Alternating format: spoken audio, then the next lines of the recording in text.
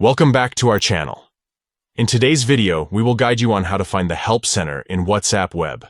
If you're facing any issues or have questions about using WhatsApp Web, the Help Center is the perfect place to find answers and solutions. Let's dive into the step-by-step process. Step 1. Open WhatsApp on your computer and log into your account. Step 2. Look for the 3 dots located in the top left corner of the screen. Click on them to access the menu. Step 3. From the menu options, select Settings to proceed to the Settings page. Step 4. Once you're on the Settings page, locate and click on Help. This will take you to the Help section. Step 5. In the Help section, you'll find an option called Help Center. Click on it to access the comprehensive help resources. We hope this tutorial has been helpful in guiding you to the Help Center in WhatsApp Web.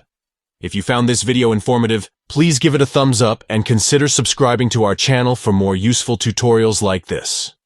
If you have any questions or need further assistance, feel free to leave a comment below. Thank you for watching.